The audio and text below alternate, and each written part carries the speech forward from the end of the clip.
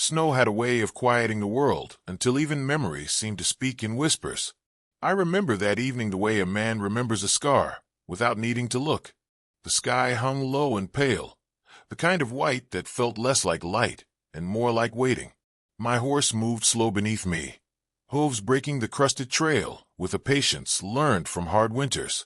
Each breath he took bloomed into the air and vanished, as if the cold were swallowing proof that we were ever there at all. I had been riding away from Coldwater Ridge for most of the day, or maybe I had been circling it without knowing. Towns like that cling to a man long after he's learned to keep his head down. Snow dusted the brim of my hat, softened the edges of the land, and for a while it almost felt merciful. Silence can be a comfort when you've said all the wrong things in the past. That was when I saw the mule.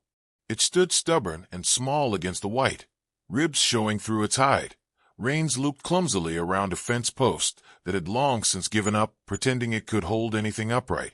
Beside it stood a little girl, boots too big, coat too thin, her breath puffing fast as if she were afraid the cold might steal it if she didn't use it quickly enough.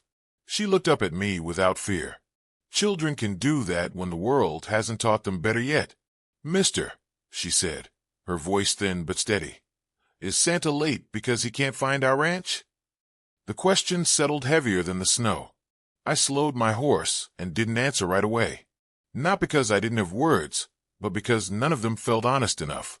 Her eyes were bright, the kind of blue that only comes from believing tomorrow will arrive just because it always has before. The trail behind her was a mess of footprints going nowhere, and the trail ahead looked no kinder. "I reckon Santa's got a long ride tonight," I said finally. It wasn't an answer, but it was gentle, and sometimes that's all a man can offer. She smiled anyway, like that was enough. "Mama says he always finds folks who keep the light on." I followed her gaze then, to the woman standing a few paces back. Eleanor Carter didn't step forward or retreat. She just watched me with the stillness of someone who had learned that movement could invite trouble. Her coat was mended at the elbows, her hands red and cracked from work the cold never forgave. Pride sat on her shoulders the way a shawl might, thin, worn, but wrapped tight. "I can manage," she said before I offered anything. Her voice wasn't sharp, just tired. "We're almost home." Almost in winter can mean a mile or a lifetime. I knew her name without asking. Coldwater Ridge had a habit of keeping score, and the Carter place had been written off long before the first snow fell. Widow. Bad luck. The kind of words people used when they didn't want to say loneliness out loud. And my name, Caleb Boone, had been spoken alongside hers often enough that folks thought they knew the shape of our sins. I tipped my hat, meaning to ride on. That would have been the easy thing. I'd made a living out of easy departures. But the mule shifted, the harness slipping loose where leather had cracked clean through. The little girl, Lila Mae, I would learn, reached up and patted its neck, murmuring comfort like she'd been doing it all her life. Something in that small act stopped me. "Mind if I take a look?"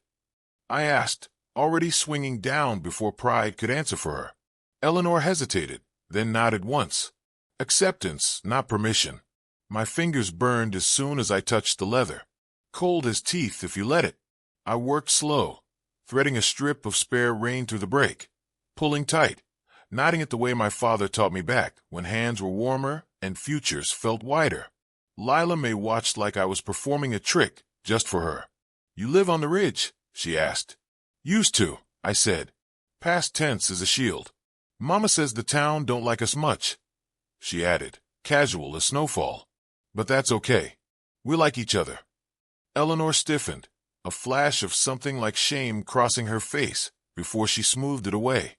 Towns teach their children lessons early, whether they mean to or not. Coldwater Ridge lived on in the spaces between words. In Mrs. Harlan's boarding house, where cups paused midair when certain names were spoken. In Sheriff Amos Pike's eyes, measuring a person's worth by how little trouble they caused him. I had learned to walk those streets with my shoulders rounded, my gaze fixed somewhere just ahead of my boots.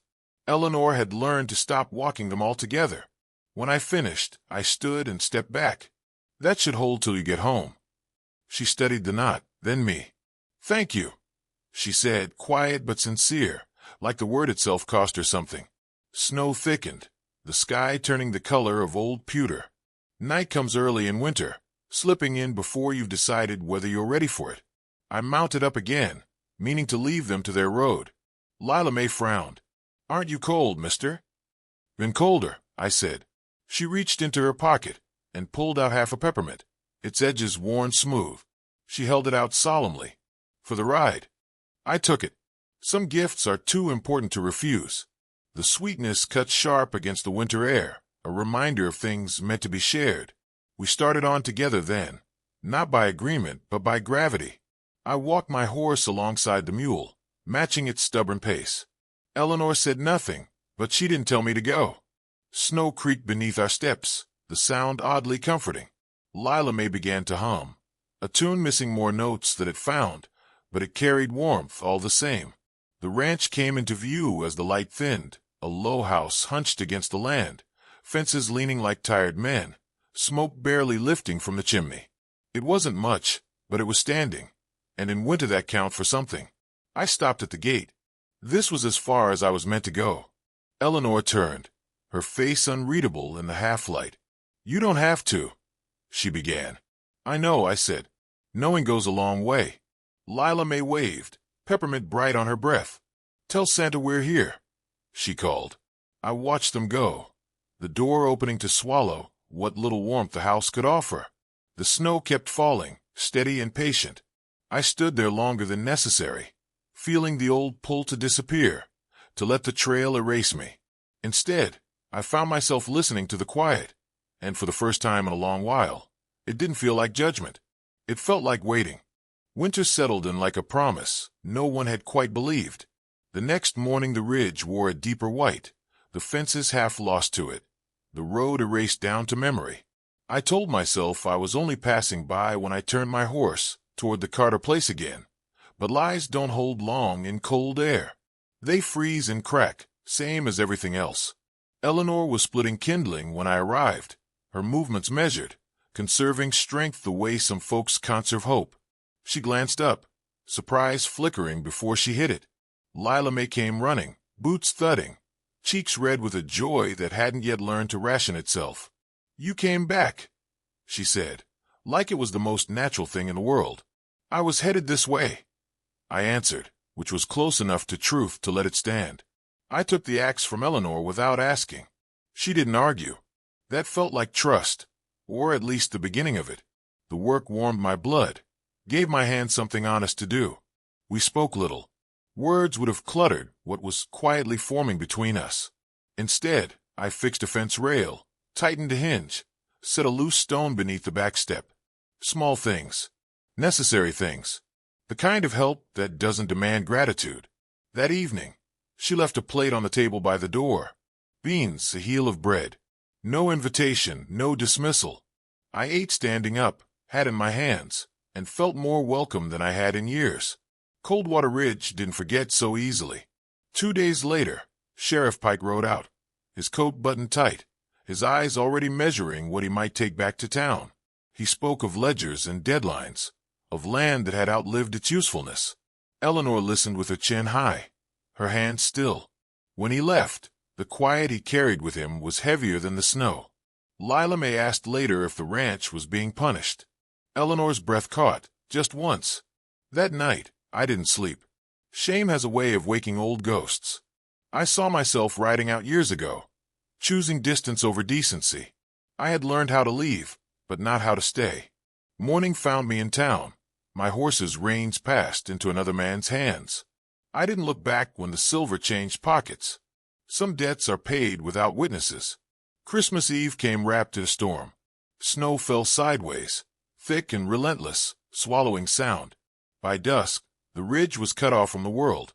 I walked a mile back to the ranch with supplies biting into my shoulders, my boots filling with ice. Each step felt like an argument with myself. Each step won. Light spilled from the Carter windows when I reached them, warm and trembling. Inside, Eleanor stood frozen, one hand at her mouth, as if afraid to speak might undo the moment. Lila May stared, then laughed, a sound so bright it hurt. "He walked," she said, awestruck. "Santa walked." I set the bundles down, my hands shaking now that the work was done. The room smelled of pine and stew and something sweeter, relief maybe. Eleanor crossed the space between us slowly, as if approaching a skittish animal. She touched my arm. Just that. It was enough to still the storm inside me. Later, we sat by the fire. A wooden star Lila May had carved resting crooked atop a shelf. No one spoke of tomorrow. We didn't need to. Outside, the snow kept falling, and for once, it felt like it was meant to. I tell you this, because some nights are made of more than cold. They're made of choice. If this story warmed something quiet inside you, stay with us. Subscribe to Wild West Tales, and walk a while longer where forgotten hearts still find their way home.